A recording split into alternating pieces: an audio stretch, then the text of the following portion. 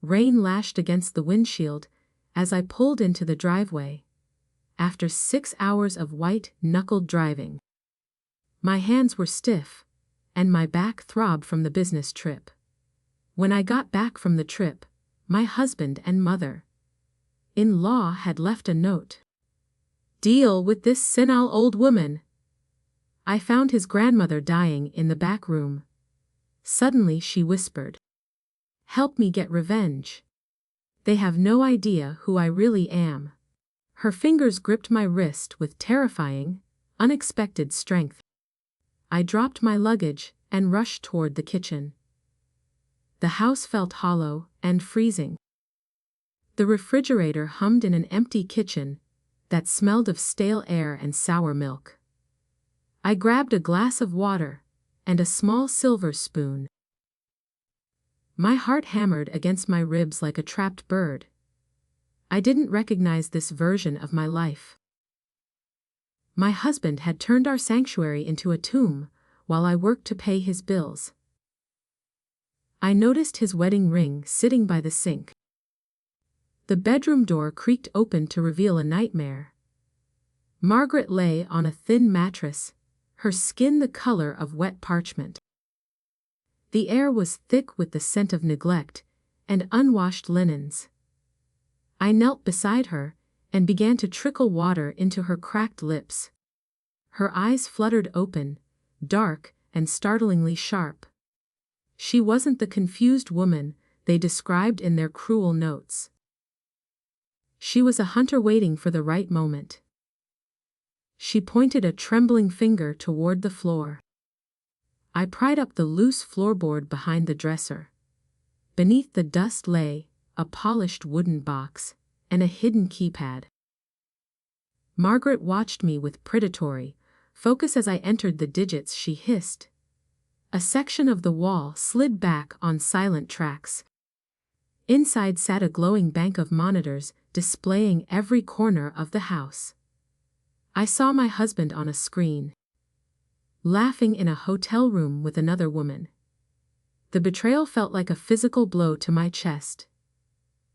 Margaret sat up without any help, her frailty vanishing like smoke.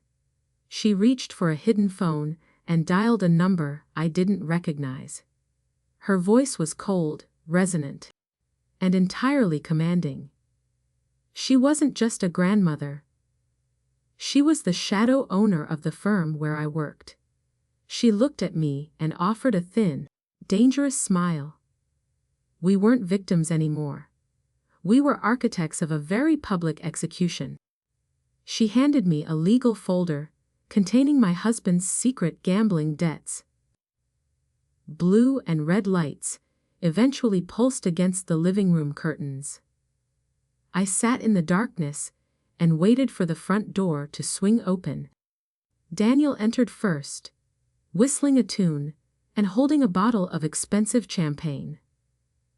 He froze when the chandelier erupted into blinding light. Margaret stood in the center of the room, draped in silk and holding his eviction notice. He looked at me for help, but I simply turned off his phone service. The police stepped out from the kitchen shadows. Daniel dropped the bottle. The glass shattered against the hardwood floor, splashing expensive bubbly across his Italian loafers. He looked at Margaret, then at the officers, his mouth hanging open like a landed fish.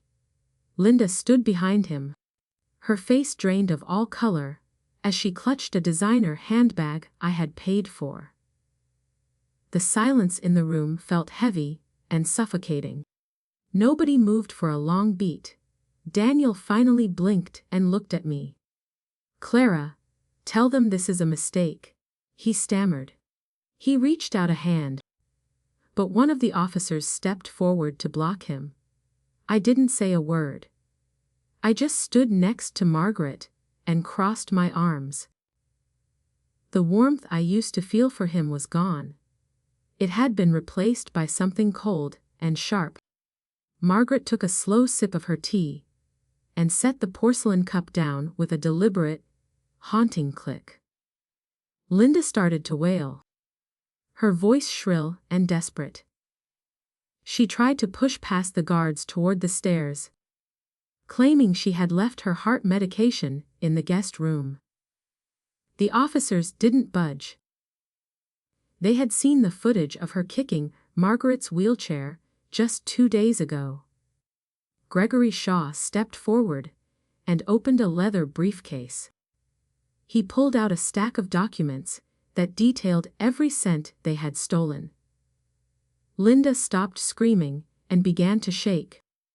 "You have 10 minutes to gather personal items," Gregory said. His voice was calm and professional.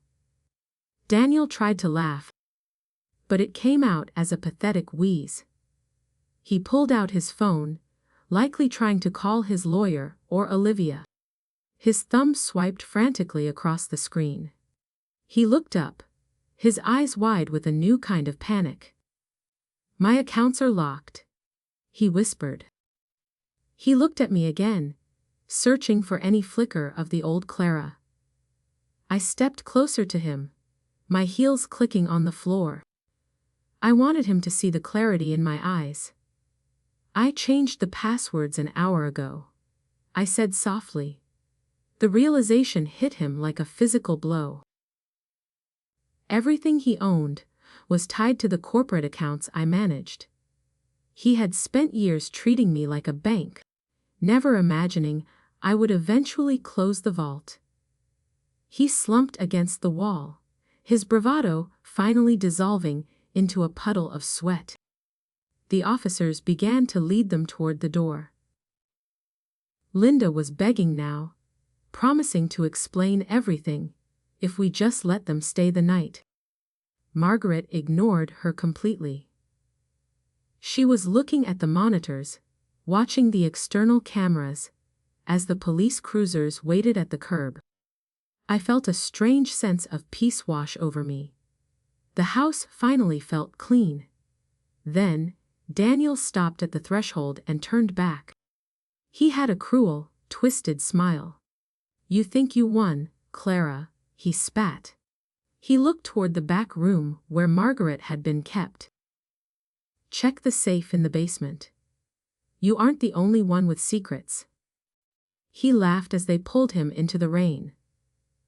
I looked at Margaret, expecting her to dismiss his words as a desperate lie. Instead, her face went perfectly still. She didn't look at the monitors anymore. She looked at the floorboard I had pried open earlier. The sirens faded into the damp night air. I turned toward the basement door, my skin crawling from Daniel's parting words. Margaret remained frozen in her chair, her sharp eyes fixed on the empty hallway. I felt the weight of a new secret pressing against the floorboards. "What is in the basement?" I asked. My voice sounded thin in the vast, quiet room. Margaret didn't answer. She only pointed toward the heavy wooden door with a shaking hand.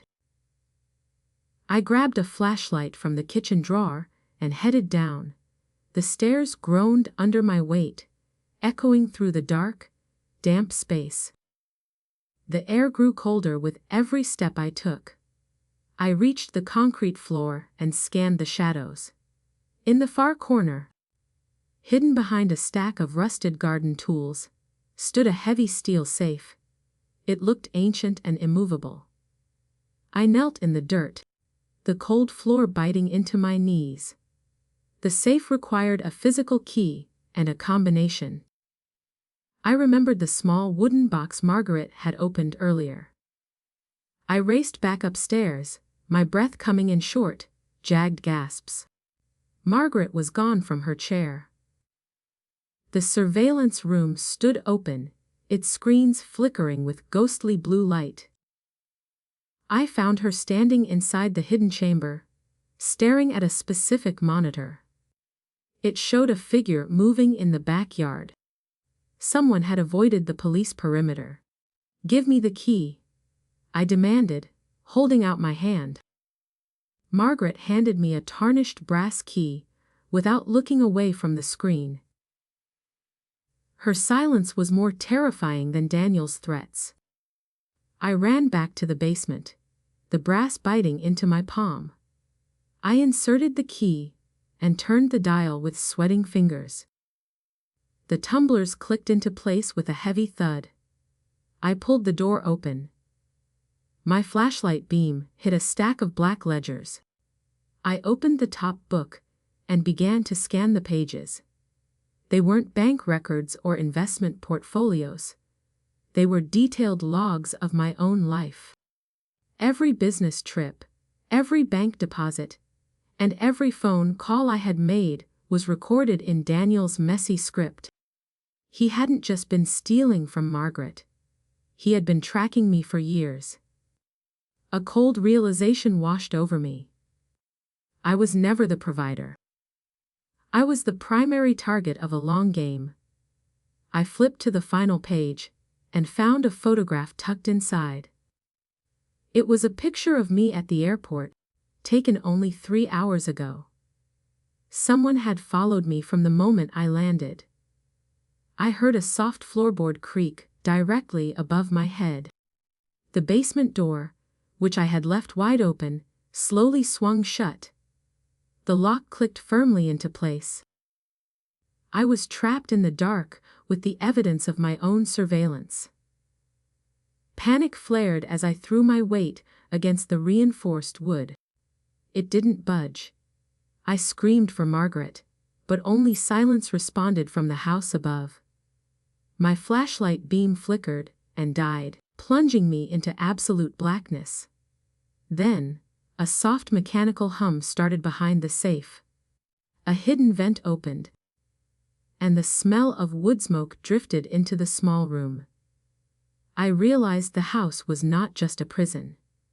It was starting to burn. The smoke thickened as I coughed, searching the dark for a way out. I hammered the heavy door until my knuckles bled. My objective was simple: survive the basement trap. The rising heat made the concrete sweat, and the smell of burning pine grew stronger. I realized the vents were being used to pump in smoke from the hearth upstairs.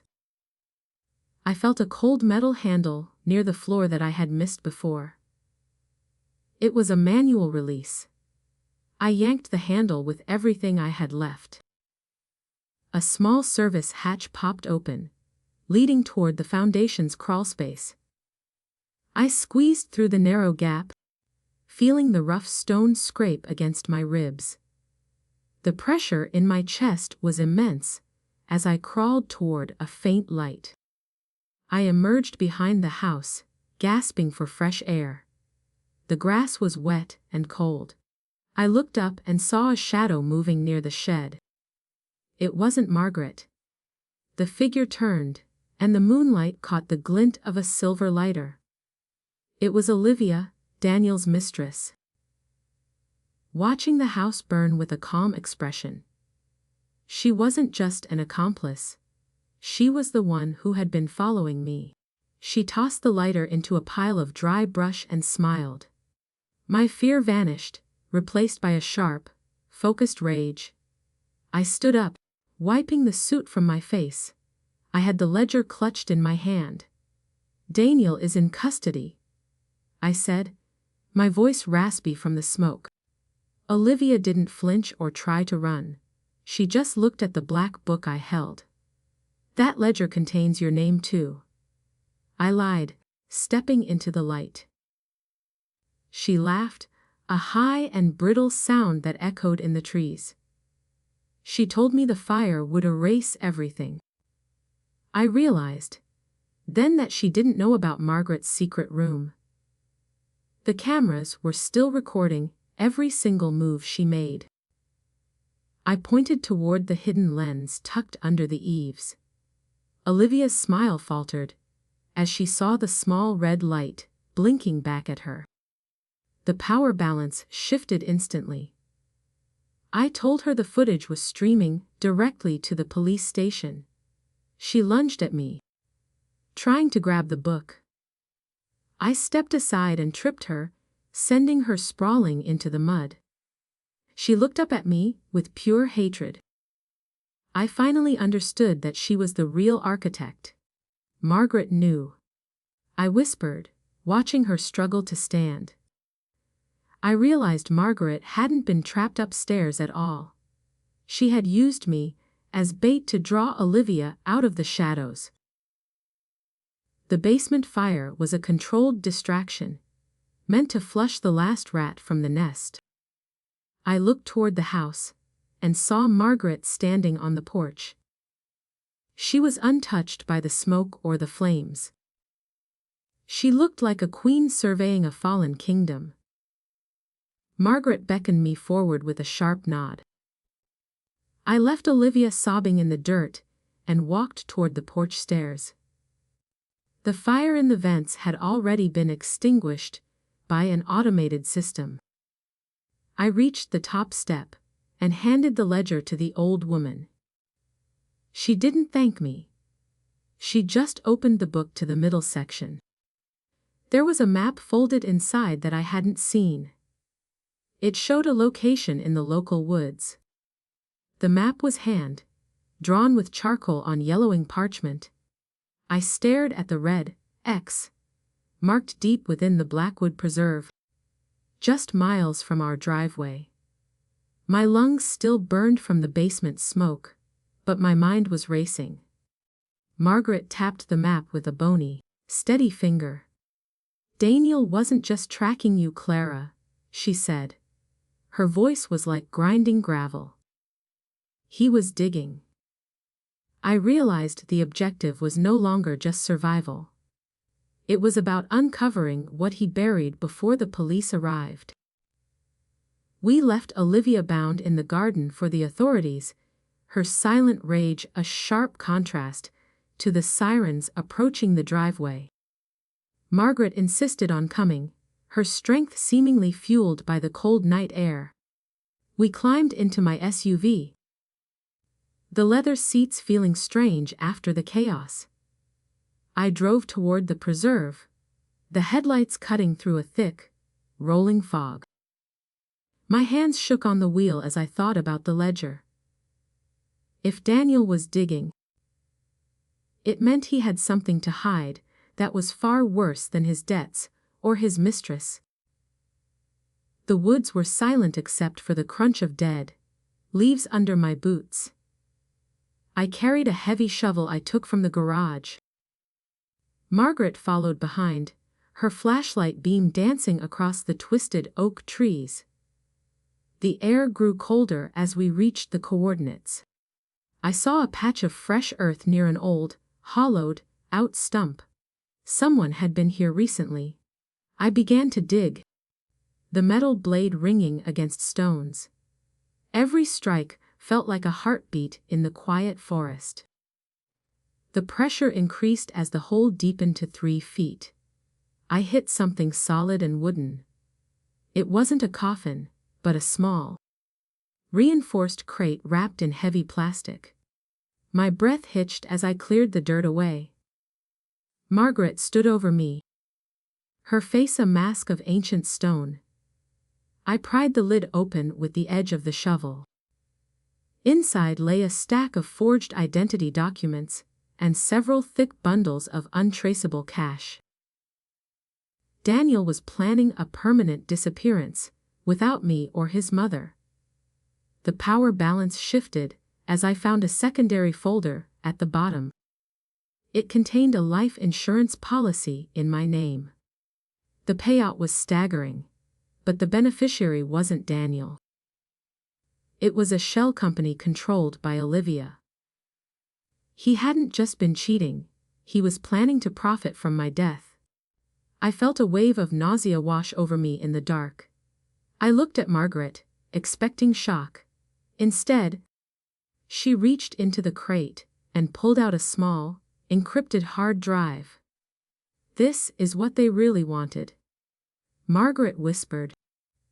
She explained that the drive contained the access keys to the Hale Foundation's offshore accounts.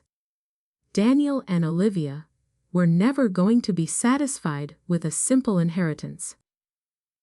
They were going to strip the entire empire bare and leave me as the sacrificial lamb.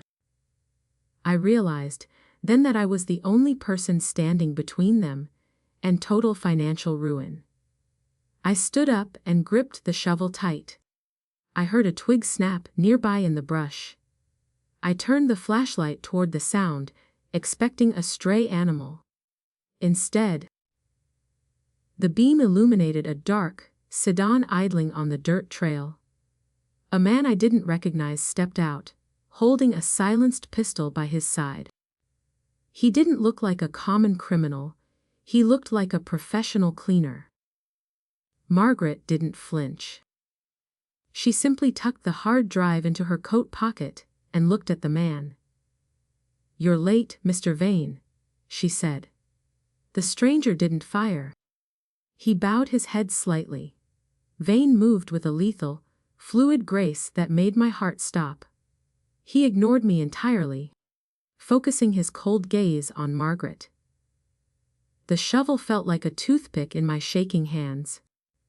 My primary objective was to understand this new alliance and secure that hard drive. The fog swirled around his polished boots as he stepped closer to the open crate.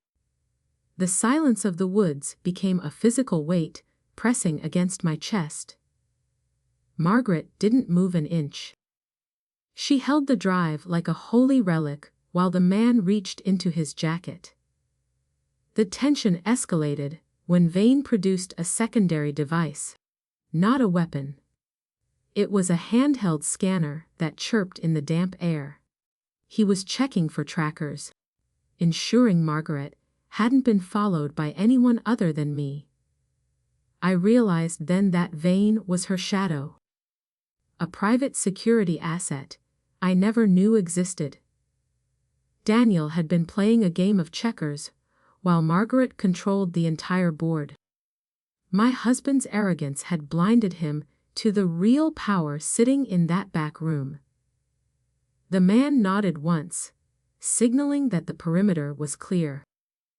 "The police are processing the house, Chairwoman," Vane reported in a low, metallic voice. Margaret handed him the drive with a look of profound relief. The power balance shifted as I realized Vane wasn't just security. He was the one who had helped her fake the stroke for 3 years.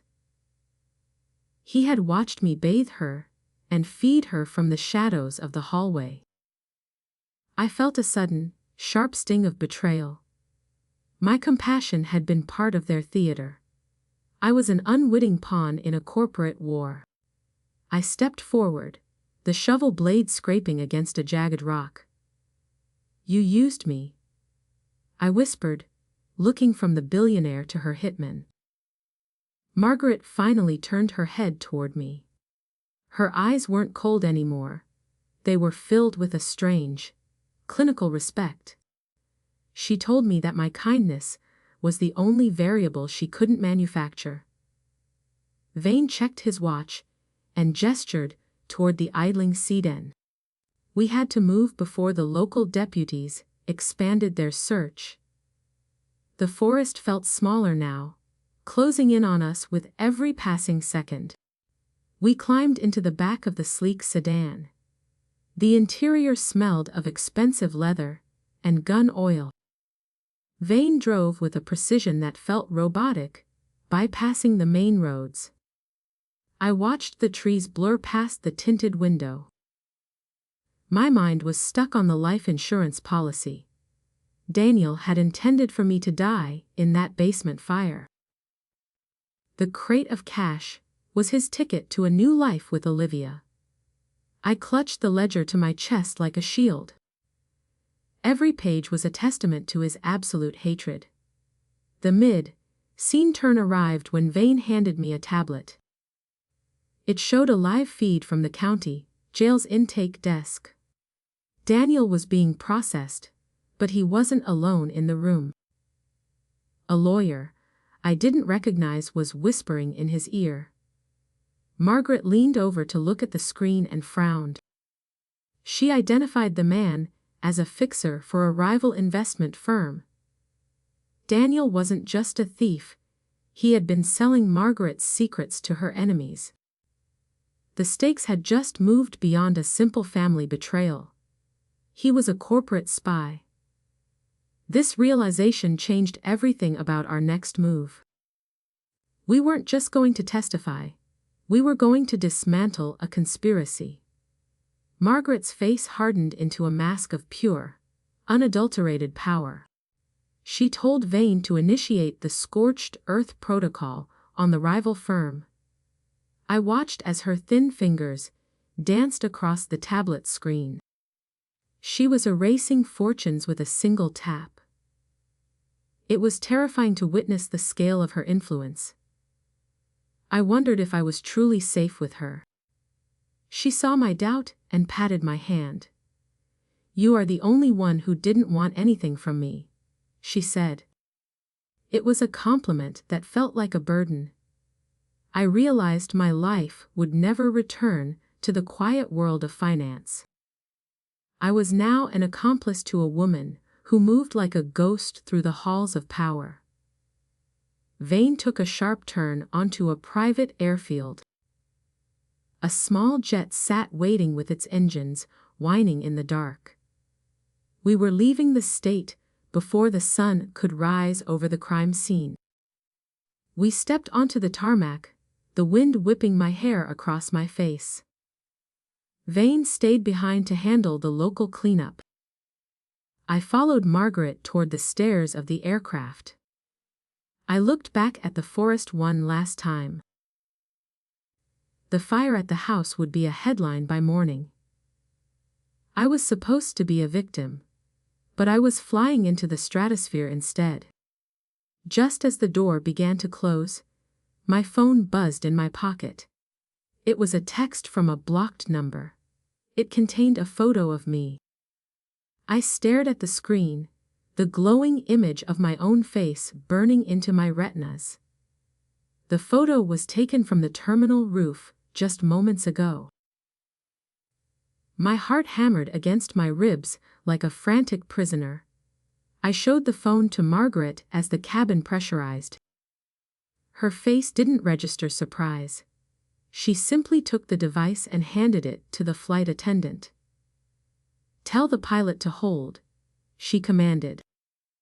We weren't alone on this airfield. Someone was watching the jet from the darkness, beyond the runway lights.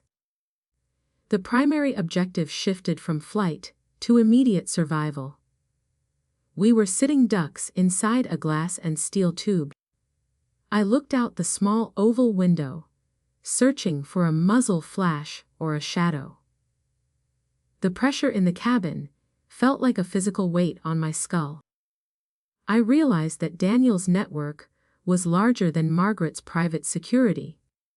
He had backups for his backups. The rival firm wasn't just buying secrets. They were actively protecting their investment in my husband. A black SUV accelerated toward our wing. The pilot suddenly throttled the engines, the roar vibrating through my teeth. We weren't waiting for permission anymore. The plane lurched forward, throwing me back into the plush leather seat. I saw the black SUV veer sharply to avoid our wheels. Margaret gripped the armrests, her knuckles turning bone white. She looked at me with a grim, determined expression.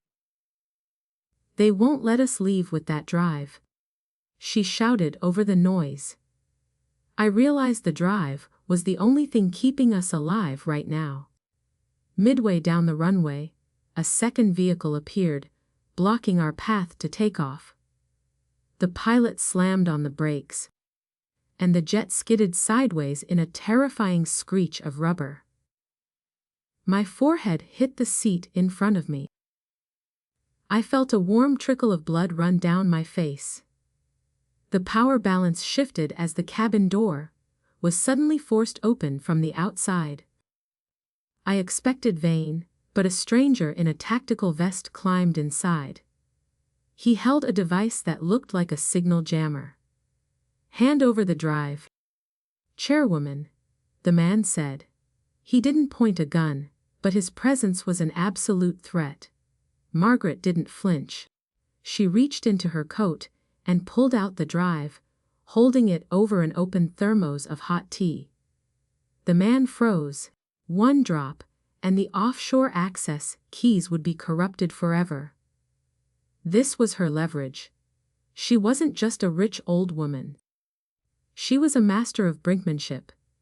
The air in the cabin grew thick with the smell of jet fuel. The man stepped back, his eyes fixed on the plastic casing of the drive. He started to negotiate, offering us a safe passage in exchange for the hardware. I watched Margaret's hand.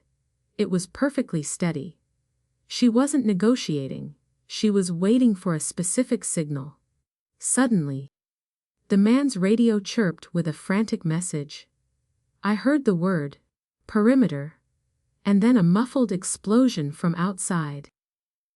The stranger looked toward the door, distracted for a split second. That was all the opening Margaret needed. She didn't drop the drive into the tea. She threw the heavy thermos at the man's face with shocking force. The hot liquid splashed his eyes, and he fell back with a howl of pain. I didn't wait for instructions. I lunged forward and shoved him out the open door into the night. He tumbled onto the asphalt as the jet began to move again. The stairs retracted with a mechanical whine. We were moving, but the stranger had managed to drop his jammer inside. The device was small and black, blinking with a rhythmic green light. I picked it up, expecting to throw it out, but Margaret stopped me. Don't touch the buttons, she warned. She explained that it was a proximity trigger. If it lost the signal from his vest, it would detonate a small charge.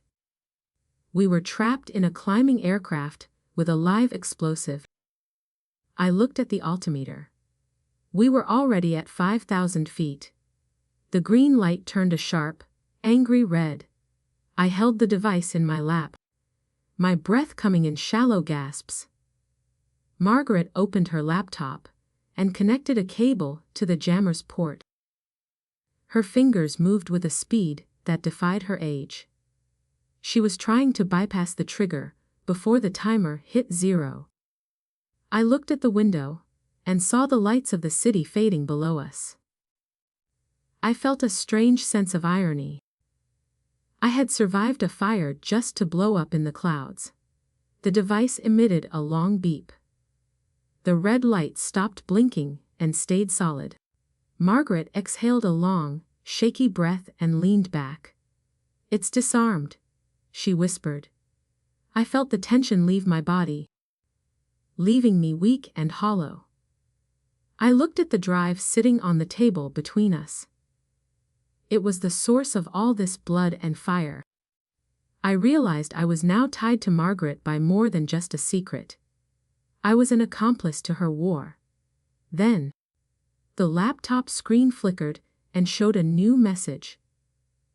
The laptop screen pulsed with a single line of text that made Margaret go cold. The message was from Daniel. He was not in a jail cell anymore. Somehow, the rival firm's fixers had secured his release before the ink on his processing forms was even dry. My objective shifted instantly from survival to total erasure. We had to sink his influence before he reached his shadow partners. I watched the cloud layer swallow the world below us. Daniel was coming for his wife. The jet leveled out at 30,000 feet. But the cabin felt tighter than the basement. Margaret began typing, her fingers a blur of desperate motion. She was trying to transfer the offshore assets to a trust in my name. The primary obstacle was a firewall Daniel had installed months ago. He had anticipated her recovery better than we knew. Every time she breached a layer, a new prompt appeared asking for a biometric key. The pressure was suffocating us both. I reached for the drive, noticing a small recessed panel on the side. I used my fingernail to slide it open. Inside was not a digital port, but a physical glass slide containing a dried drop of blood. This was the master biometric key, required to override the firewall. Margaret stared at it, her eyes filling with a strange, dark realization. Daniel hadn't stolen her money yet, because he needed a fresh sample from her. He hadn't left her to die. He had left her barely alive, waiting for the moment her DNA would grant him final access. The power balance tipped as I realized my role in his plan. He knew I would come home and find her. He knew I would hydrate her and keep her blood flowing until he could return with the collectors. I was the one keeping his biological key viable. I looked at the glass slide and then at the old woman beside me. She wasn't just my mentor. She was a living bank account that I had been unknowingly guarding for him. "Give me the slide, Clara," Margaret whispered. Her voice lacked its usual command. I hesitated, feeling the weight of the glass in my palm. If I gave it to her, she could vanish into her own wealth and leave me behind. If I kept it, I remained a target for Daniel's hunters. I looked at the blood and saw the reflection of a woman I no longer recognized. I smashed the slide against the edge of the metal table. The glass shattered instantly. The laptop emitted a long, low tone as the firewall detected the loss of the key. Margaret gasped, reaching for the shards, but it was too late. The offshore accounts were now permanently locked to anyone without a direct match from a living donor. We were both officially locked out of the offshore accounts, penniless in the eyes of the digital world, but rich in the secrets that could still burn his world down. I felt a sudden, terrifying surge of freedom. Then, the pilot's voice came over the intercom. We were being diverted to a private strip in the desert.